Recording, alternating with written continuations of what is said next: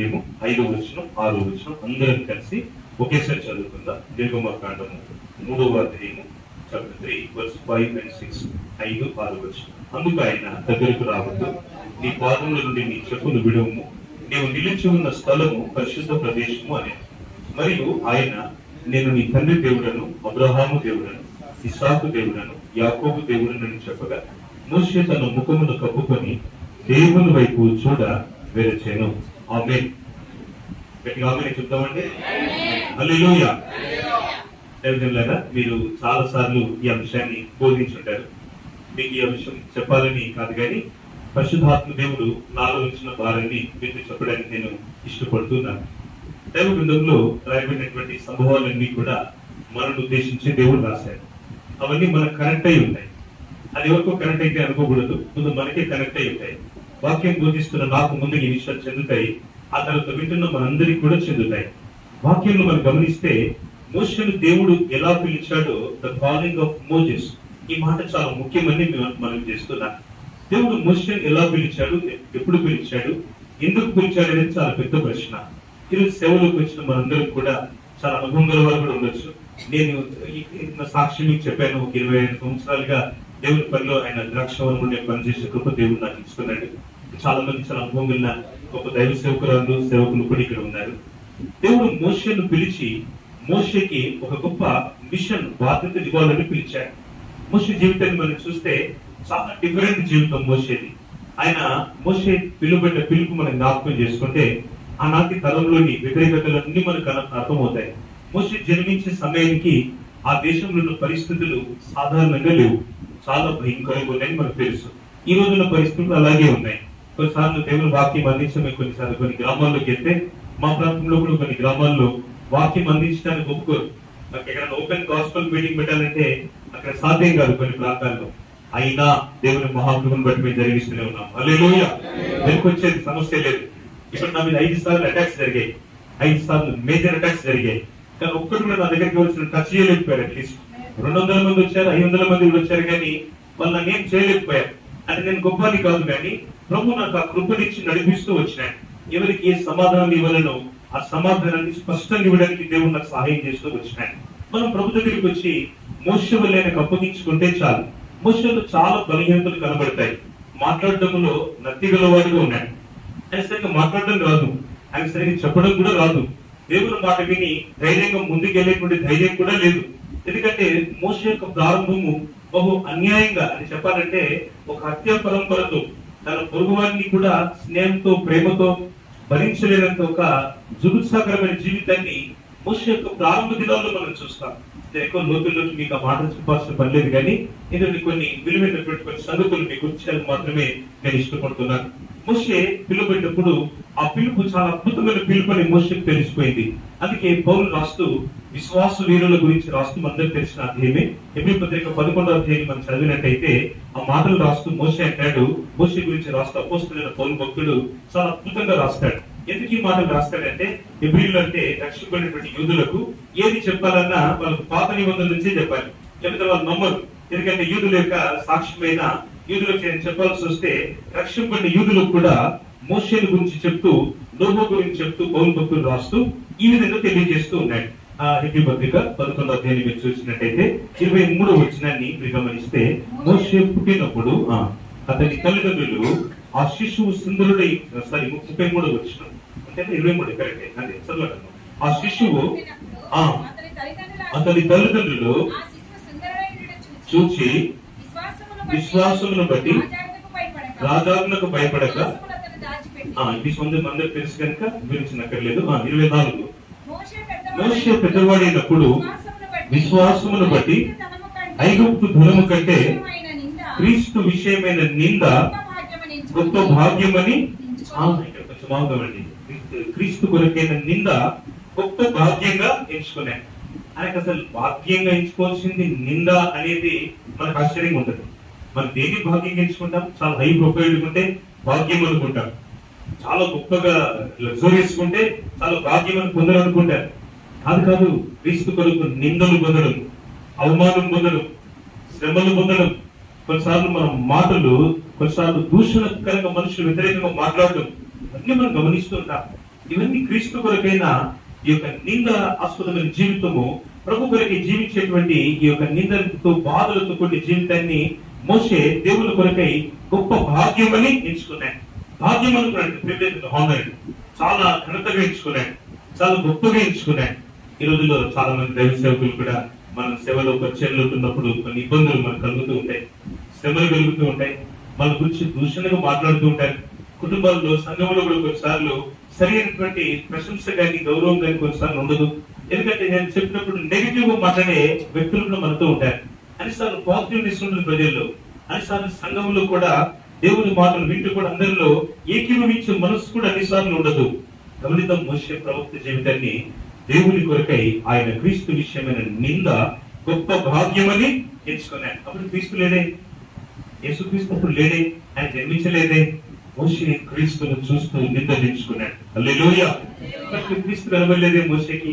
దాదాపు ప్రమాదమి 5,000 సంవత్సరాల పైన యేసుప్రభువు కంటే ముందు చాలా పూర్వకాలం బీసీలో మరి ఆ యొక్క మోషే కాలాన్ని మనం గమనం చేస్తే so before the birth of Christ, ప్రభు యొక్క జననానికి చాలా ముందు ఉన్నటువంటి వ్యక్తి. మరి నేను ఎలా చూశాడు యేసుక్రీస్తుని? దూరం నుంచి చూస్తున్నాడు. దూరం నుంచి దేవుని మాటలను, దేవుని సన్నిధిని చూస్తూ ఉన్నాడు. ఆయన చాలా ఆశ్చర్యంగా, చాలా అద్భుతంగా దేవుని సంగతుల పట్ల ఆసక్తి గలవాడుగా ఉన్నాడు. అంటే మోషే దర్శనము క్రీస్తును చూసే దర్శనంగా మారింది. హల్లెలూయా. మన నిందలు చూస్తూ ఆగిపోతూ, మనకున్న పేదరికాన్ని, ఇబ్బందులను బట్టి చూస్తూ ఆగిపోతూ, దేవుని దుఃఖం బట్టి మేము ఒక 3 పెద్ద మందిరాలు కట్టాము. ఏది డబ్బులు పెట్టలేదు, ఏదో 4 రూపాయలు దగ్గర పెట్టుకుని ఏ పని చేయలేదు. ఈ పని చేయాలంటే డబ్బు కావాలి అని ఎప్పుడు పని ప్రారంభం చేయలేదు.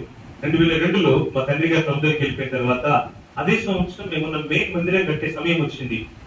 మ్యాపింగ్ చేయాలని ఇట్లాగే కార్యక్రమాలు ఏర్పాటు చేసి సంఘం అంతటిని పిలిచారు. చాలా పెద్ద పని అది. ఆ పని చేయమని పిలిస్తే కొంతమంది, అంటే తప్పుగానే అనుకోవట్లేదు కానీ, కొంతమంది సీనియర్ పాస్టర్స్ ఉన్న డైవిజన్ అప్పుడు కావడం సాధ్యం కాదేమో, చాలా పెద్ద పని. ఎందుకంటే 100 ఫీట్ల పొడుగు ఉంటుంది మా మందిరం, ఇప్పుడు 40 ఫీట్ల వెడల్పులో ఉంటుంది. ఆ రోజు పునాది వేయడానికి మేము ప్రార్థన చేసిన మందిరం. కొంతమంది ఈ పని కాదేమో అని కూడా చెప్పారు, పబ్లిక్ మాట్లాడుతూ చెప్పారు. నేను దానికే బాధపడలేదు, అది వాళ్ళ అభిప్రాయం ఏమో. పిలిచిన దేవుడు నమ్మదగిన దేవుడు. హల్లెలూయా. ప్రభు కార్యం చేశారు. మళ్ళీ ఓపెనింగ్ పిలిచారు. 5,000 మంది వచ్చారు, 5,000 పీపుల్. ఎమ్మెల్యేలు కూడా వచ్చారు, మంత్రులు కూడా వచ్చారు. అందరు సపరేట్, అందరికి బయట ఏర్పాట్లు చేశాం. సరిపోక చాలా పెద్ద ఎత్తున ప్రోగ్రాం పెట్టాం. అందరినీ పిలిచిన ఎవ్రీ ఇయర్ మా వార్షికోత్సవానికి అలాగే చేస్తూ వస్తున్నాం. కారణం ఏంటో తెలుసా? మన దేవుడు, our lord whom we serve is a capable god. మన దేవుడు, మనం సేవించే దేవుడు సమర్థుడు, నమ్మదగిన దేవుడు అని మనం సాక్ష్యం ఇస్తున్నాము. హల్లెలూయా. దేని బట్టి మనం ఏదో కృంగిపోవాల్సిన అవసరం లేదు. అయ్యో డబ్బుంటే నేను కట్టగలనుకుంటే కట్టేవని కాదేమో. నేను ఎప్పుడు ఆ మాట వాడను. మా మందిరాలు ఎన్ని మేము కడుతుపోతున్నాం. ఈ నెలలో ఓపెనింగ్ ఉంది. దుబాయ్ వెళ్ళాలి పరిచయకి. ఆకులవారంలో దుబాయ్ వెళ్ళొచ్చిన తర్వాత, నేను పరిచయకి వెళ్ళొచ్చిన తర్వాత మా ఇంకొక బ్రాంచ్ మందిరానికి మేము పునాది వేయబోతున్నాం. పరిపరిశుద్ధతో ప్రార్థించేది. ఏది ప్రభు మాకు పిలిచిన పని ఉందో ఆ పని కొరకు ఎప్పుడు కూడా మనుషుల వైపు చూడకుండా పని చేస్తూ వచ్చినాం. దేవుడు వాడికి కావాల్సినవన్నీ ఇస్తూ వచ్చినాయి. ఏ రోజు కూడా ఈ తక్కువ పడింది, ఆగిపోయింది అనేది ఎప్పుడు మా సేవలో నేను చూడలేదని మీకు మనవి చేస్తున్నాను. ఎందుకనగా మనందరం సేవించే దేవుడు సమర్థుడైన దేవుడు. హల్లెలూయా. యూదా వాళ్ళు ఉంటారు కదండి, షద్రక్, మేషక్, అబేద్నెగో అంటారు. రాజును చూస్తారంటే రాజును పేరు పెట్టి పిలుస్తారు. ప్రపంచ రాజును పట్టుకొని, నెబుకద్నెజరు, ఇతని గురించి నీకు ప్రత్యుత్తరం ఇవ్వాలన్న చింత మాత్రం లేదు. నేను సేవించిన దేవుడు మనకిచ్చిన వేడి మిగల అగ్ని గంధకముల గుండంలో నుండి మమ్మల్ని తప్పించి రక్షించటకు సమర్థుడు. The Lord whom we serve is a capable God. ఆయన నమ్మదగిన దేవుడు అంటున్నారు వాళ్ళు. ఎవరు చెప్తున్నారు? వాళ్ళు ప్రపంచంలో పేరుని కన్నా ఒక గొప్ప చక్రవర్తితో మాట్లాడుతూ చెప్తున్నారు. నిజమే, వారి నమ్మకం ఎంత గొప్పది. వాళ్ళని తీసుకెళ్లి అగ్నిలో వేయడానికి వెళ్ళిన వాళ్ళే అగ్ని కీలలకు కాలిపోయినట్టుగా బైబిల్ చెప్తుంది. మరి వీళ్ళకేమైంది? ఏమీ కాలేదు. అగ్ని వాసన కూడా తగలేదట. అగ్ని వాసన. 10 మందిరాలు సాధారణంగా ఈ వంట చేసేటప్పుడు మాకు కొన్ని టీమ్స్ ఉంటాయి, బాధ్యతలు వేసుకుంటూ ఉంటాం అనమాట. ప్రతి మీటింగ్ మరి ఎక్కువ జరుగుతూ ఉంటాయి గ్రామాల్లో. అయితే ఈ వంట మామూలుగా మన సిటీలాగా మీలాగా స్టవ్ వాడు. వంట చెరుకు కర్రలు, కట్టెలు ఉంటాయి కదా, కట్టెలు పొయ్యిలు వాడుతూ ఉంటాయి. పెద్ద పెద్ద ఉంటాయి మా దగ్గర, 80 కేజీలు 120 కేజీలు అంతా పెడతా ఉంటాం ఒక్కొక్క పాత్రల్లో. ఆ పని చేసేటప్పుడు చూస్తుంటే మా బ్రదర్స్ చాలా మంది చేస్తారు. మా సహోదరులు, మా టీమ్స్ ఉంటాయి. అందులో కొంతమంది సర్పంచులు, కొంతమంది సాఫ్ట్వేర్ ఉద్యోగులు, గవర్నమెంట్ లో పనిచేసే వాళ్ళు కూడా చాలా మంది పరిచయంలో చక్కగా పనిచేస్తూ ఉంటారు. ఏం ఫీల్ కాదు, పని చేయాలి. సంఘం మనం నేర్పించాలండి.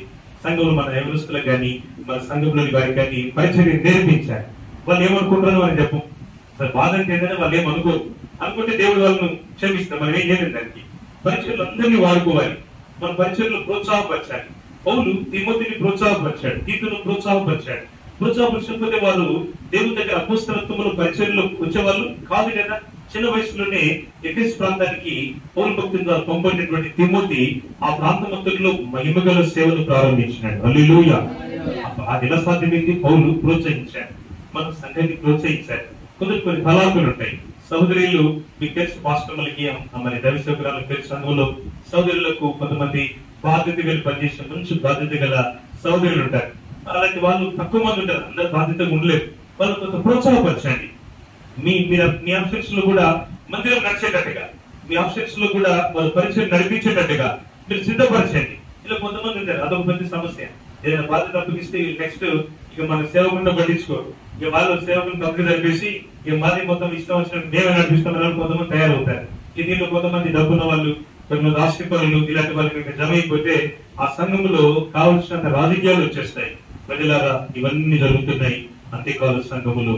అయినా ప్రజలను ప్రోత్సాహపరచుట, యేసు ప్రభు శిష్యులను సిద్ధపరిచి మత్తయి సువార్త 10:1-2 ఆయన ఏ విధంగా వారిని పంపాడో ఆ పని కూడా మనం చేయడానికి దైవ సేవకులుగా మనకు దేవుడు అధికారం నుంచి పంపుతున్నాడు. హల్లెలూయా. మన సంఘంలో అనేకులు లేవనెత్తారండి, ప్రోత్సాహపరిచారు. నేను ఒక గ్రామానికి సువార్త చెప్తున్నాను. మా ప్రాంతంలో అక్కడ కొంతమంది ఏదో విధంగా ఒక బాగులేని వ్యక్తిని మా మందిరానికి తీసుకొచ్చాడు. ఇది 2003 సంవత్సరం జరిగింది, 2003. అక్కడ ఆ ప్రాంతంలో ఆ వ్యక్తి వచ్చినప్పుడు చాలా దురాత్మ శక్తులతో పీడింపబడి చనిపోయే స్టేటస్ లో ఉన్నాడు.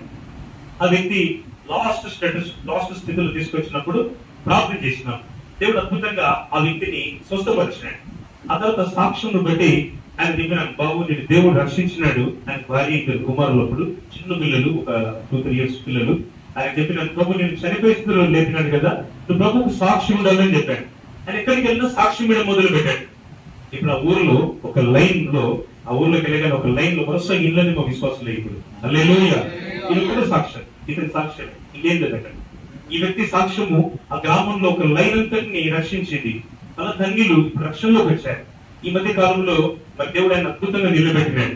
ఆయన సాక్ష్యం ఏంటంటే, ఈరోజు మందిరంలో ఆయన చక్కగా మా బ్రాంచ్ పరిచయంలో మంచి వాక్యం అందిస్తాడు. ఆయన వంట చేయడానికి ఒక 1000 మంది వంట పరిచయం ఉంటే ఒక 2-3 బ్రదర్స్ సేపు తీసుకొని వంట పనులు చేస్తూ ఉంటాడు. ఆయనే చేస్తాడు. ఆయన పృథ్వీలో చాలా చక్కగా పనిచేస్తూ ఉంటాడు. పెద్ద చదువుకోలేదు కానీ ఈ ఆడియో సిస్టమ్ అంతా కూడా ఈ పెద్ద ఉంటాయి కదండి, మైక్ సిస్టమ్స్ అన్ని మందిరాల్లో, మా మందిరాల్లో కూడా ఉంటాయి. అలాగే అవన్నీ కూడా ఒక్కడే చక్కగా సెట్ చేసి పెట్టాడు. పోయింది వెళ్ళి ఒక పెద్ద మైక్ సిస్టమ్ కొన్నాం మేము, 2.5 లక్షలు ఖర్చు అయింది దానికి. ఆ సిస్టమ్ అంతా ఆయన ప్రిపేర్ చేసి పెడతా ఉన్నాడు. నేను ఆయన ఇంజనీర్ వస్తానేమో పెట్టడానికి, ఆయన టెక్నీషియన్ అంటే లేదా నేను పెట్టగలుగుతాను. పెట్టాను, బాగుంది, చక్కగా పెట్టడానికి పని చేస్తున్నాను చక్కగా. దేవుడికి స్తోత్రం. ఒక వ్యక్తిని ప్రోత్సాహపరిస్తే ఎలాంటి ఫలితాలు వచ్చాయో నా అనుభవం నుంచి, నా జీవితం నుంచి ఒక సాక్ష్యం మీకు ఇస్తున్నా. ప్రోత్సాహపరచుట మన బాధ్యత. దైవజనులారా, ఒకరు మరొకరిని ప్రోత్సాహపరచాలి, ఒకరు మరొకరిని వెలిగించాలి, ఒకరు మరొకరిని పురికొల్పాలంటాడు. ఇక్కడ చూస్తే పౌలు రాసిన 10వ అధ్యాయంలో ఇదే పేజీలో మనం చూస్తాము. 24 వచనాలను చూస్తే Hebrews 10:24 కొందరు మానుకొని వచ్చినట్టుగా సమాజంలో కూడట మానక ఒకరినొకడు హెచ్చరించుతూ ఆ దినం సమీపించడం మీరు చూచిన కొన్నది మరీ ఎక్కువగా అలాగూ చేయించు ప్రేమ చూపుటకును సత్కార్యములు చేయుటకును ఒకరినొకడు పురికొల్పాలంటాడు. మనం ఎంకరేజ్ చేయాలంటాడు. ఆ దినం సమీపిస్తుంది, రాకడి దినం.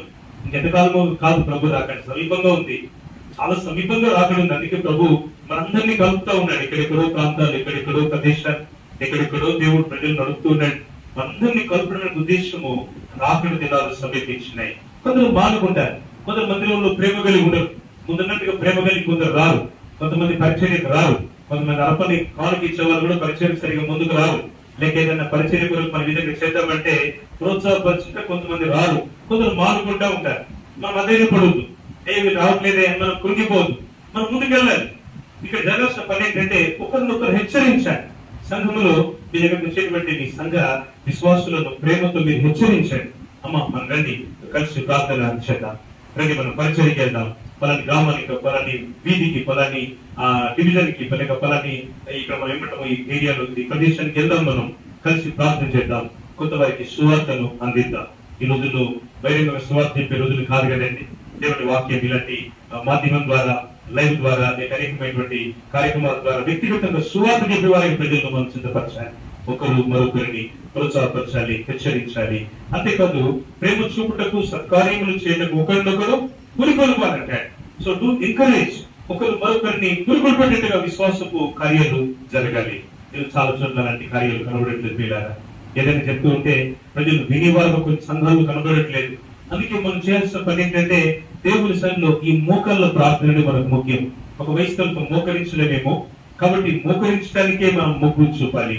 పెద్దవాళ్ళు కొంతమంది సీనియర్ దైవజనులు, ఒక మీరు మోకరించలేరేమో పర్వాలేదు, కానీ మీరు కూర్చొని ప్రార్థిస్తుంటే దేవుడు అన్నాడు మోషే ద్వారా ఇశ్రాయేలుకి ఇచ్చిన జయాన్ని దేవుడు మనకి ఇవ్వగలడు. హల్లెలూయా.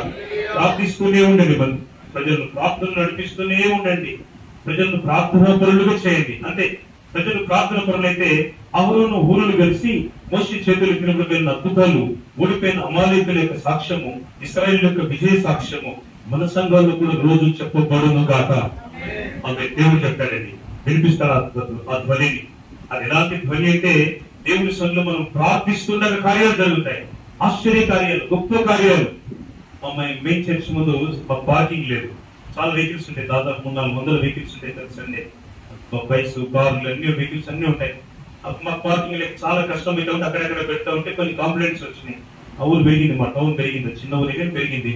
దానివల్ల చాలా ప్రాబ్లమ్స్ వచ్చినాయి. ఒకరోజు మీ సంఘం అంతా ఒక వారం రోజులు ఉపవాస ప్రార్థన పెట్టుకున్నాం. ఏం చేయాల్సిన పని లేదు, ప్రార్థన చేస్తే చాలు, దేవుడు కార్యం చేస్తాడు. ఈ నమ్మికతో నేను ఒక దినం ప్రకటించినాను. దేవుడు పిల్లలందరూ 10 మంది వచ్చారు, ఒక 50 మంది వచ్చారు, ఒకసారి 200 మంది వచ్చారు, ఒకసారి 300 మంది కూడా దాటిపోయారు. అందరికి మంచి భోజనం అంటూ ఏదో అన్నం పంపించారు. మామూలు వాళ్ళకి ఒక కాయ కూడా ఏదో తయారు చేసి దేవుడు పిల్లలందరికీ పెట్టి పంపుతా ఉంటాం, ప్రతి బిడ్డింగ్ లో ఖాళీగా పంపం.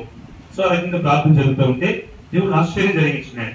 వాళ్ళందరికీ ఒక ఆలోచన కలిగింది. చాలా మంది ఒకేసారి ఆలోచన తెలుసా, మనందరం దేవుని పని కోసం కొంత గుప్పిలు విప్పి ఈ స్థలం మనం కొనేద్దామని చెప్పేసి కట్టిన దానికి వచ్చి హల్లెలూయా. కొంతమంది చెప్పేశారు గట్టిగా. వాళ్ళు అడిగితే వాళ్ళు చాలా పెద్ద ధర చెప్పారు. అది చాలా కష్టం. అప్పుడే మేము బ్రాంచ్ మందిరం పని స్టార్ట్ చేసాం, అప్పుడే ఇంకో చోట. అది చాలా కష్టం ఆ టైంలో మాకు. అయినా ప్రభు కార్యం చేయడం మొదలు పెట్టినాడు. అమ్మే వాళ్ళు మాకు ఒక సంవత్సరం టైం ఇచ్చారు. గ్రామాల్లో టైం ఇస్తారు, 1కి ఇస్తారు, 2కి ఇస్తారు, టైం ఇస్తారు 3-4 సార్లు. ఆ టైంలో మేము అంతా మాట్లాడితే వాళ్ళన్నీ ఒప్పుకున్నారు. వాళ్ళందరికీ మేము ఇస్తానని చెప్పాము. మేము కూడా ఆ చివరికి ఆ పని కోసం దేవుడు కార్యం చేయడం మొదలు పెట్టాడు. ఈ సంవత్సరం లోపే ఆ స్థలం దేవుడు మా చేతిలో వచ్చాడు. హల్లెలూయా. పార్కింగ్ మళ్ళీ పెరిగిపోయింది, ఇంకా పెరిగిపోయింది, పార్కింగ్ వెహికల్స్ పెరిగిపోయినాయి. ఇంకా ముందు స్థలం కావాలి. మళ్ళీ అనిపించింది ఏం చేద్దాం, చాలా సార్లు ప్రకటన చేస్తున్నాం, ప్రార్థన చేస్తున్నాం, అందరం కలిసి సంఘంలో. ప్రభు అన్నాడు మళ్ళీ ఉపవాస దినము ప్రకటించాలని. మళ్ళీ ఫాస్టింగ్ పేరు పెట్టుకున్నాం. మళ్ళీ ఒక 5 రోజులు, 6 రోజులు, 7 రోజులు గుర్తులేదు నాకు, కానీ పెట్టేసి ప్రార్థనలు అందరం కూర్చున్నాం. దేవుడు మళ్ళీ ఆ 2వ స్థలం కూడా దేవుడు మాకు ఒక 400 గదాల స్థలం మందిరం మెయిన్ చర్చ్ ముందు పార్కింగ్ ఏరియా దేవుడు మాకు ఇచ్చాడు. హల్లెలూయా. ఎన్ని వెహికల్స్ వచ్చినా పర్వాలేదు, ఎంతమంది వచ్చినా పర్వాలేదు. ఇక అంటే మా సంఖ్యకు తగ్గట్టుగా ఆ పార్కింగ్ దేవుడు ఇచ్చినాడు. ఒకరినొకరు కొలిగొలపాలి, ప్రోత్సాహపరచాలండి. నేను ఒకరిని ప్రార్థన చేస్తానే సరిపోదు అని, సరిపోదంటే మీరు తప్పు అనుకోవద్దు. మన ప్రార్థన ఎంత విలువైంది, గొప్పదే. కానీ కలిసి ప్రార్థన చేయట, togetherly we need to pray and also మనం ఒకరి మరొకరిని ప్రోత్సాహపరిచేటువంటి ప్రార్థన మన జీవితంలో గొప్ప కార్యాలు జరిగిస్తుందని దేవుని సేవకులు మనవి చేస్తున్నారు. ఈ రీతిగా మోషే జీవితాన్ని మనం జ్ఞాపకం చేసుకుంటే క్రీస్తు విషయమైన నిందను ఎంచుకున్నాడు. ఆయన ఎంతో నిందించే విధంగా ప్రజలు నడుస్తున్నారు. మోషే జీవితాన్ని మనం జ్ఞాపకం చేసుకుంటే ఆయన ఆ రోజు హోరేబు కొండ దగ్గర ఆ సీనాయి పర్వతం, గత 2 ఏళ్ల క్రితం 2 years క్రితం నేను ఆ ప్రదేశానికి వెళ్ళాను, ఇశ్రాయేల్ దేశం వెళ్ళాను. అక్కడ ఈ కొండ ప్రదేశంలో ఈ సీనాయి, మౌంట్ సీనాయి దగ్గర ఏదైతే ఈ హోరేబు పర్వతం ఉందో ఆ స్థలానికి నేను వెళ్ళాను. వెళ్ళి చూడడానికి ప్రభు నాకు సహాయం చేశారు. వీళ్ళు కొందరు వెళ్ళుంటారు, ఆ స్థలం మీకు తెలిసి ఉండొచ్చు. కానీ వెళ్ళడం గొప్పని కాదు, కానీ ఆ స్థలానికి వెళ్ళినప్పుడు వాక్యంలో రాయబడిన విధంగా ఎక్కడ చూసినా కొన్ని 100 కిలోమీటర్ల దూరం వరకు అంతా కూడా ఎండిపోయినటువంటి, లేక చెప్పాలంటే స్టోనీ ల్యాండ్ అనమాట. అంతా కూడా చాలా భయంకరమైనటువంటి రాతి నేల అనమాట.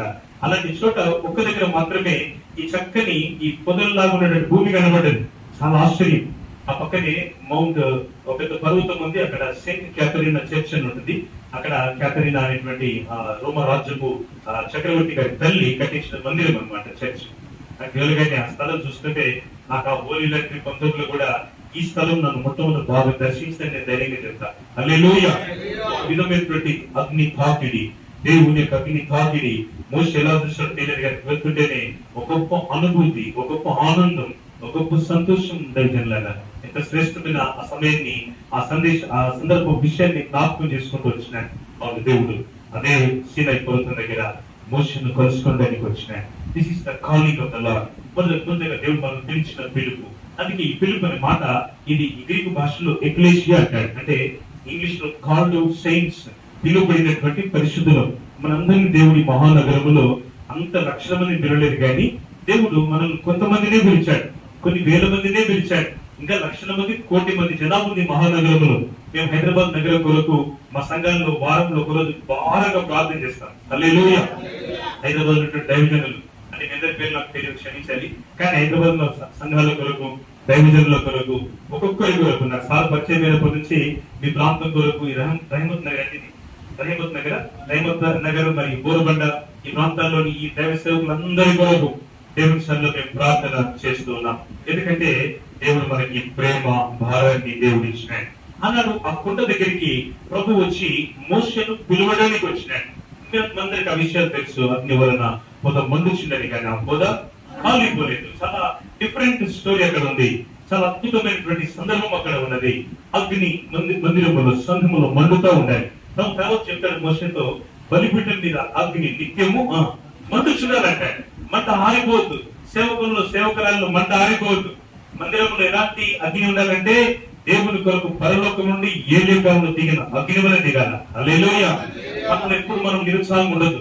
మన డబ్బులు లేకపోయినా, మన ఇంట్లో సమస్యలు ఉన్నా, మనకు ఒక నిజంగా ఏదో అవసరత కలిగి ఉన్నా మనకి ఎప్పుడు ఎవరితో ఏది చెప్పొద్దు. నా 25 సంవత్సరాల సేవలో ఎప్పుడు మా సంఘంలో మైక్ పట్టుకుని నాకు ఇది అవసరమని కానీ, నాకు ఇది కావాలని కానీ, నాకు ఇది చేయండి అని కానీ నా కొరకు చెప్పలేదు, దేవుని కొరకు చెప్పాను. మందిరాలు కట్టేటప్పుడు, స్థలాలు కొనేటప్పుడు మనకు నేను అవసరత కలిగి ఉంటాను ఒకటి అనౌన్స్ చేసినాం కదా తప్ప వ్యక్తిగతంగా నా కొరకు నేను ఏది అనౌన్స్ చేసుకోను. నాకు ఇది అవసరం నా కుటుంబం కూడా చెప్పాను. ఏదైనా అవసరం పడితే, ఏదైనా హెల్త్ ప్రాబ్లం వస్తే నాకు కానీ కుటుంబంలో కానీ అది ప్రార్థన చేయమని మాత్రమే చాలా వినయంగా నేను చెప్తాను. ఎందుకంటే దేవుడు ఆ ప్రార్థనలన్నీ ఆలకించే దేవుడు కదా. హల్లెలూయా. మనుషులతో చెప్పుకోవద్దు. మనం మనుషులతో చెప్పుకున్నాము ఆయన అంటే మన సంగతి. మనుషులతో చెప్పుకోవడం మొదలు పెట్టిన తర్వాత ఇక మన సేవ మహిమగల సేవ ఉండదు. అది మనుషులతో నడిపించబడే సేవగానే ఉంటది. అది మనుషులే మనం నడిపించే సేవ ఉంటే దేవుళ్ళ ప్రయోజనాలు గొప్పగా మనం చూడలేమండి. దేవుడితో చెప్పుకుంటే చాలు. మనం మోకరించి ప్రార్థన చేయడం మొదలు పెడుతుంటే ఆకాశం తిరగొడటం మన సేవలో కూడా చూడబోతున్నాము. హల్లెలూయా. అదే మనం చేయాల్సిన పని. మోషే అగ్ని వలన పొద మండుచున్నది కానీ పొద కాలిపోలేదని ఆ వింత చూడడానికి వచ్చినాడు. ప్రజలు మన మందిరానికి వచ్చి అగ్ని చూడడానికి రావాలి. అందమైనటువంటి శ్రేష్టమైనటువంటి మంచి డెకరేషన్ కాదు. మేము మందిరాన్ని డెకరేట్ చేసినాం. అది పీవీసీ అక్కడ ఏముందని అది వేయించాడు. చాలా ఖర్చు అయింది. దేవుడు అన్నది కాదు కాదు దీంట్లో ఏసీ పెట్టాలి. రేపు మా పక్కన వేరే మతానికి సంబంధించిన వేరే ఒక కన్స్ట్రక్షన్ అవుతుంది దగ్గరలో, వెనుకకి దగ్గరలో. దానికి వచ్చి ఇబ్బంది అవుతుందని దేవుడు ప్రేరేపణించి ఏసీ వైరింగ్ చేయమన్నాడు. అబ్బో ఇప్పటికి చాలా ఖర్చు అయిపోయింది. దానికి ఏదో 2 లక్షలు అయితే అనుకుంటే 4 లక్షలు దాటిపోయింది. సంఘమంతా చాలా భారంగా ఉంది వాళ్ళకి అని చాలా కష్టపడుతూ ప్రార్థన చేస్తున్నాం. ఒక రోజు అందరు సంఘమంతా కూడి ప్రభు అలా చేయండి అట్లే చేస్తూ వచ్చిన. ఇంకా మిగిలిన పనులు కొన్ని చేయమని ప్రభు చేస్తూ వచ్చిన. అంత 40 రోజుల్లో మందిరం సర్వాంగ సుందరంగా దేవుడు మెయిన్ చర్చ్ ముగించినాడు. హల్లెలూయా. దేవుడు ఆ పని చేయడం ప్రారంభించినప్పటి నుండి ఆ 40 days మేము ప్రార్థనలోనే ఉంటూ వచ్చినాం. ఏది తక్కువ కాలేదు. దేవుడికి స్తోత్రం. హల్లెలూయా. ఏది తక్కువ కాదండి. ఆయన ఎప్పుడు అన్యాయస్తుడు కాదు. కేవలం వస్తువులే కాదు, చూడవలసిన అలంకరణ కాదు పిల్లల. దానికంటే ఎక్కువగా ఆత్మ సంబంధం మీద అగ్ని మన సంఘంలో దిగి రావాలి. అప్పుడు అగ్ని చూసుకున్నప్పుడు ప్రజలు మేము వస్తున్న మందిరానికి వస్తారు. మీ మందిరం అంతా నిండిపోతా ఉంటది. ఎక్కడ ఖాళీ ఉండదు. అప్పుడు అగ్ని లేకపోతే ఏమవుతుందంటే అగ్ని లేదనుకుంటూ వస్తారు, ఏదో ప్రార్థన చేస్తారు, ఆరాధన చేసుకుంటారు, తేలిపోతారు, దానం చేస్తారు. ఈ మళ్ళీ ఇప్పుడు మందిరికి వచ్చి జ్ఞాపకం కూడా ఉండదు. నేను అందుకే మీకు మనవి చేస్తున్నాను, వారం మధ్యలో కూడికలను మీరు చాలా హైలైట్ చేయండి. ఆదివారం మాత్రమే కాదు, ఆదివారం మధ్యలో మీ సంఘంలో మీరు ఏ వారం అయితే పెడతారో ఆ మీటింగ్స్ మీరు బాగా హైలైట్ చేయండి. మీరు టైం కేటాయించండి. నేను నా సంఘంలో నాకు చాలా పరిచయ షెడ్యూల్ టైట్ ఉన్నా, నేను మా మందిరంలో వారం మధ్య కూడికలు మాత్రం 90% వెళ్ళిపోతుంది. 90% మందిరం మధ్యలో శుక్రవారం శనివారం జరిగేటువంటి కూడికలు తప్పకుండా నేను అక్కడ ప్రజలతో ఉండి ప్రార్థనలోనే గడుపుతూ ఉంటాను. హల్లెలూయా. మనకు ఒకసారి ఎవరికి అప్పగించి వెళ్ళిపోతాం పని ఎవరు పిలిచారు, ఏదో మీటింగ్ ఉందని తప్పు కాదు. కానీ వారం మధ్యలో జరిగే మీ సంఘ కూడికలను మీరు బాగా హైలైట్ చేయండి. మీరు వాటితో కలిసి నడవండి, కలిసి ప్రార్థన చేయండి, కలిసి దేవుడి దగ్గర విజ్ఞాపన చేయండి. గొప్ప అద్భుతాలు మీ దర్శనంలో దేవుడు మీకు నెరవేర్చును గాక. అవునండి, ప్రభు చేయగలరు. మోషే దర్శనం ఉంది కనుక దేవుడు వచ్చాడు అక్కడికి. ఆ అగ్నిలో దేవుని స్వరం వినడానికి మోషే సిద్ధంగా ఉన్నాయి. అందుకే ప్రభు మాట్లాడుతున్నాడు, మోషే మోషే అన్నాడు. అంటే ఈ మోషే అంటాడు, చిత్తము ప్రభువా. తెలిసిన ఎవరు మాట్లాడుతున్నారు? దేవుని దూతని కాదు, దేవుడు నాతో మాట్లాడడానికి వచ్చాడని is experiencing the lord in the burning bush. ఈ యొక్క మండుచున్న తొడుల నుంచి దేవుని సన్నిధిని, ఉనికిని మోషే సెన్సార్ చేస్తున్నాడు. ఈ just experiencing the word from the Lord. ప్రభు నుంచి ఆ మాటలు వింటుంటే నా దేవుడు ఇక్కడ మాట్లాడుచున్న దేవుడు. హల్లెలూయా. మందిరములో దేవుడు మాట్లాడుతున్నాడనే మాట కనుక ప్రజలు కనుక స్థిరపడితే, నేను పేరు చెప్పాను కానీ నాకు చాలా పెద్ద పెద్ద పాస్టర్లు ఉన్నారు. ఆ పెద్ద పెద్ద పాస్టర్ల దగ్గరికి వెళ్ళేటోళ్ళు, పెద్ద పెద్ద ప్రాంతాలు, పెద్ద పెద్ద మందిరాల్లో, ఏసీ మందిరాలకు వెళ్ళేటోళ్ళు, కేరళ మందిరాలకు వెళ్ళేటోళ్ళు నాకు ఇష్టం ఉండదు. నేను దాని పబ్లిక్ గా ఖండిస్తాను. నేను 2014 నుంచి 16 వరకు ఈ మా నిజామాబాద్ కామారెడ్డి జిల్లా కలిసి ఉండేది. దాన్ని నేను జిల్లా మొత్తానికి తెలంగాణ యునైటెడ్ పాస్టర్ అసోసియేషన్ అధ్యక్షుడిని అండ్ ప్రెసిడెంట్ ఫర్ 2 years. ప్రతి 2 years ఒక్కొక్క కార్యవర్గం వస్తుంది. ఇప్పుడు నేను దానికి చీఫ్ అడ్వైజర్ గా ఉన్నాను. 600 మంది సేవకులను ప్రస్తుతం మా నిజామాబాద్ జిల్లాలో ఐక్యత కలిగి దేవునికి పని చేస్తున్నాము. హల్లెలూయా. ఇలాంటి మందిరాల గురించి అప్పుడు మా దగ్గరికి వచ్చారు. కేరళ మందిరాలు నచ్చారు. ఓకే, నేను చాలా స్ట్రాంగ్ గా తీసుకున్నాను. అలాంటిది ఏం లేదు, కేరళ మందిరాలు లేవు. ఇక్కడ సేవకులు మంచి అద్భుతం గలవారు, కేరళలోనికి రాగలవారు, ప్రార్థన చేయగలవారు, వాక్యం అందించగలవారు. కాబట్టి కేరళ మందిరాలకు ఛాన్స్ లేదని గట్టిగా చెప్పినాను. నేను చాలా మంది కేరళ మందిరాలు ఎన్నుకుంటున్నారు సంఘం. ఇక రాగల మందిరంలో సౌకర్యవంతంగా లేకపోతే సౌకర్యవంతమైనటువంటి సినిమా హాల్ లాంటి దాని దగ్గర వెళ్తున్నారు. ఆ వాటి వల్ల సంఘములో దేవుని ప్రేమ నుంచి ప్రజలు దూరం అవుతా ఉన్నారు. అక్కడ ఇంటరాక్షన్ లేదు. మీరు వాళ్ళ ఇబ్బందులు ఉంటే మీరు సేవకులుగా మీరు ప్రార్థన చేస్తారు.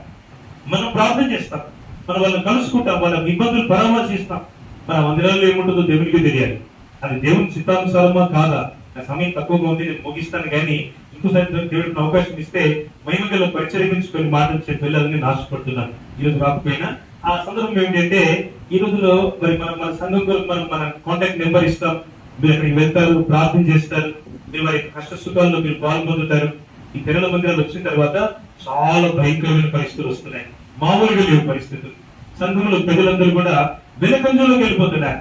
ఆత్మీయత నుంచి ప్రజలు అడిగే వాళ్ళు లేరు, మరి ఇష్టానుసారంగా తయారవుతున్నారు. కొన్ని చోట్ల మరి సేవకులు వచ్చి అడుగుతారు అనేటువంటి, కలుసుకుంటారు అనేటువంటి అలాంటి భయం గాని ప్రేమ గాని ఏది లేకుండా పోతుంది. ప్రజలాగా ఈ పరిస్థితి మారాలంటే మండుచున్న పొదలో నుంచి స్వరం విన్న మోషే వలె ప్రజలు దేవుని స్వరం వినాలి. హల్లెలూయా. అగ్నితో మన సంఘాలు కాల్చబడాలి.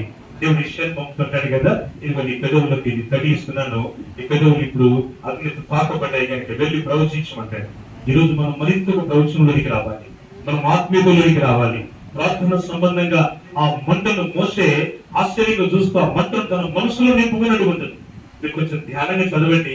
దేవుడికి ఇచ్చే తలుపులు వేరే ఉంటాయి. నాకు ఇచ్చే తలుపు ఏంటంటే, ఆ మంట మోసేలో మండుతా ఉంది. Till the end of his life.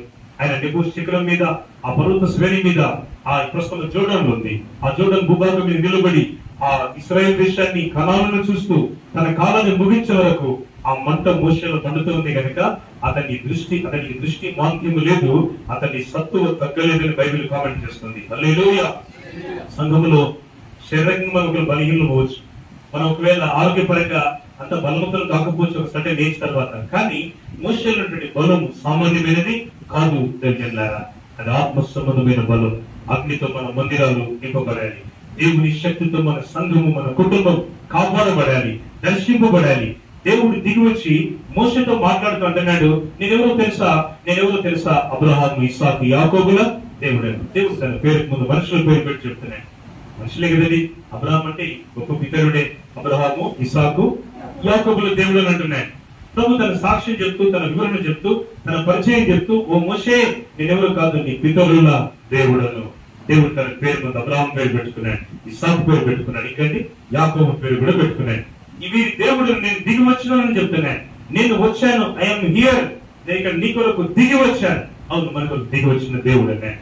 ఆయన మన ప్రార్థనలో ఉన్నాడు, మన పరిచర్యలో ఉన్నాడు, మన అక్కరలో ఉన్నాడు, మన యొక్క మరి జీవితపు శ్రమలలో కూడా మనకు తోడుకున్నాడు. నిత్య ఆనందము, నిత్యమైనటువంటి మహిమలు కూడా మనం చేర్చుకునే పర్యంతం మనకు తోడైన దేవుడు. అతని కొత్త నిబంధనలో తోడైన దేవుడు అనే పేరు ఇమ్మానుయేలు దేవుడు. హల్లెలూయా.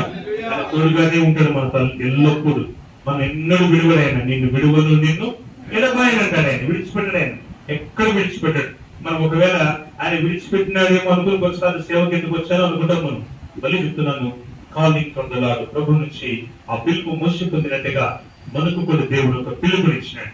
ఈ పిలుపులో మనం సాగిపోవాలి. అందుకే పౌలు రాస్తూ కొరింథీ పత్రిక అందరికీ తెలిసిన వాక్యమే ఆ మాట, సహోదరులారా ప్రభువును పిలిచిన పిలుపును చూడండి అంటాడు. పిలుపును వినమని లేదు, ఏమన్నాడండి? చూడమన్నాడు. ఈ పిలుపును చూడండి అన్నాడు. ఈ పిలుపు ఎలాంటిదనగా దేవుని కొరకు సాగిపోయే ఈ గొప్ప అద్భుతమైనటువంటి పిలుపులో మీరు నడవండి అంటున్నాడు. అట్లా గొప్ప వారిని పిలుచుకోలేదండి దేవుడు. ఎవరు పిలుచుకున్నాడు? వెర్రి వారిని, ఎన్నిక లేని వారిని, ఇంకా అంటే జ్ఞానం లేని వారిని. దేవుడు ఎలాంటి వారిని పిలిచాడంటే గొప్ప గొప్ప వాళ్ళని పిలవలేదు. మందిరానికి వచ్చే వాళ్ళు అందరూ హైఫై ఉండరు. మామూలు కూడా వస్తారు, బలహీనులు కూడా వస్తారు. ఒక వైద్యశాలలో, హాస్పిటల్లో అందరూ ఆరోగ్యం బాగుండాలి ఉండరు, బాగలేని వాళ్ళే వస్తారు ఇక్కడికి. మందిరానికి వచ్చే వాళ్ళు చాలా మంది దుర్బలులు కూడా వస్తారు. అంటే బలము లేని వారు, సామర్థ్యం లేని వారు, తలాంతులు లేని వారు, లోకం చేత తిరస్కరించబడ్డ వారు కూడా వస్తారు. బైబిల్ అబ్రహాము జీవితం తర్వాత మీరు దావీదు జీవితాన్ని జ్ఞాపకం చేసుకుంటే, అదుల్లాము అనే గుహలో ఉన్నాడు దావీదు కదండి. ఆయన గుహలో ఉండి తన దగ్గర ఎక్కువ తక్కువ 400 మందికి దేవుని మాటలు చెప్తూ వారిని బలపరుస్తున్నాడు. అక్కడికి ఎవరు వచ్చారట? అప్పులు చేసుకునేవారు, ఇంకా ఇబ్బందుల్లో ఉన్నవారు, రకరకాల బాధల్లో శ్రమలు ఉన్న వారందరూ కూడా దావీదు దగ్గరికి రాగా దావీదు వారికి ఏమయ్యాడు? అధిపతి అయ్యాడు. దావీదు వారిని నడిపిస్తున్నాడు. శ్రమ గలవారు, పరిస్థితుల్లో ప్రతికూలత గలవారు, ఇబ్బందుల్లో ఉన్నవారు, కష్టాలు ఉన్నవారు మందిరానికి వస్తూ ఉంటారు. మనం వారిని పట్టించుకోవాలి. మనం కొన్నిసార్లు వాళ్ళు పట్టించుకునే టైం మనకు ఉండదు. వాళ్ళు వచ్చి మందిరానికి వచ్చి కూర్చుంటే మనం వాళ్ళకి టైం ఇవ్వలేము. కొన్నిసార్లు మనకి ఏదో మీటింగ్ ఉంటుంది, ఆ మీటింగ్ వెళ్ళిపోవాలని చాలా ఆందోళనగా మనం వాళ్ళతో హడావుడిగా మాటలు వెళ్ళిపోతూ ఉంటాం. కొన్నిసార్లు ప్రజలాగా ఒక ఆదరణ మాట కొరకు ప్రజలు మీ దగ్గరికి వస్తారు. ఒక మంచి మాట మీరు నుంచి పొందాలని మీ చేత ప్రార్థన చేయించుకోవాలని వస్తారు. మీ పరిగెత్తి వెళ్ళిపోదు. వారి సమయం ఇవ్వాలి. సోదరులు అయితే పాస్టర్లు అమ్మగారి ఇక్కడ ఉన్నారు, అమ్మ మీరు సమయం ఇవ్వాలి. వారి బాధలు కొంచెం వినాలి, వారి బాధలు కొంచెం తెలుసుకోవాలి, వారి ఇబ్బందులు దేవుని సన్నిధిలో ఉంచండి. జీవితం అంతా మీరు వారు ఎన్నడూ విడిచిపెట్టారు. హల్లెలూయా. వాళ్ళు వారి శ్రమలను కలిగి కూడా వారి తర్వాత మీరు వింటే చాలు. మీరు వారి కోసం ప్రార్థన చేస్తే చాలు. ఆ ప్రార్థనలు మీరు నడుస్తూ ఉండండి. జీవితం అంతా వాళ్ళు ఎన్ని పెద్ద తెరల సంఘాలు వచ్చినా, ఎంత పెద్ద పెద్ద సేవకులు వచ్చి పక్కన బోర్డు పెట్టినా, నీ ప్రజలను నేను విడిచిపెట్టి పోరు, ఎట్టి పరిస్థితుల్లో పోరు. కొందరు పోయడానికి దాన్ని బట్టి చింతపడద్దు. ప్రభుకు అప్పగించు. ప్రభు వారు నీలోనే ఉన్నారు, కానీ ఇంకో స్థలానికి వెళ్తున్నారు. నీవే వారితో మాట్లాడు ప్రభు అని ప్రార్థన చేయాలంటే, దేవుడి వారితో మాట్లాడితే వాళ్ళు దేవుడు ఒక భయం కలిగిస్తాడు. మరి కొంతమంది లోకంలో అనిల్ అయిపోయారు. కొంతమంది అంటే ఎవరో కొన్ని గ్రామాల్లో అంటే ఏదో కొన్ని రకాలైన ఇష్యూస్ బట్టి కొందరు విశ్వాసం ఉండలేక అనిల్ అయిపోయారు. కనుక మిమ్మల్ని అందరూ కూడా కలిసి కొన్ని వారాలు ఉపవాస ప్రార్థనలు ప్రకటించుకున్నాం. ప్రార్థన చేస్తుంటే దేవుడు ఒక వ్యక్తిని నడిపించాడు. హల్లెలూయా. ఆయన చాలా మంచి భక్తి ఉండేవాడు మందిరంలో. ఆ సోదరుడు అనుకోకుండా ఆయన భార్యకి ఒక వ్యాధి వచ్చి చిన్న ఏజ్ 35-40 years ఉంటాయి. ఆమె అకస్మాత్తుగా చనిపోయింది. అంటే ప్రభువుని విడిచిపెట్టిన తర్వాత ఆ కష్టాలతో చాలా వాళ్ళు ఇబ్బందుల్లోకి వెళ్ళిపోయినారు. ఏదో విధంగా మేము ప్రార్థన చేసుకునే దేవుడు వారు నడిపించినాడు. వాళ్ళే వచ్చారు డైరెక్ట్ మందిరానికి. అడుగుతూ ఏమైందంటే ఆయన చెప్తున్నాడు, ఆయన పేరు కిషన్ ఆయన చెప్తున్నాడు, అన్న నాకు చాలా భయంగా ఉంది. మందిరానికి వచ్చే వరకు దొరదలు తగ్గుతలేదు. మందిరానికి వచ్చి కూర్చోగానే నీతో మాట్లాడుతుంటే ఆ బాధ అంతా పోయింది నాకు చెప్తున్నాడు ఆయన. హల్లెలూయా. ఎందుకంటే గొప్ప కార్యం వేరొకటి మనకి ఏది కావాలి? బలహీనతలో వారిని, బాధలలో వారిని, శ్రమలో ఉన్న వారిని పట్టించుకొని ప్రార్థించగలిగితే మన మందిరాలు హోరేబులో మోసే చూసిన మండించిన తొదవలే దైవ సన్నిధిని పరిచేటువంటి స్థలాలుగా మారును గాక. ఆమేన్. ఇప్పుడు మోసే స్వరం వింటున్నాడు.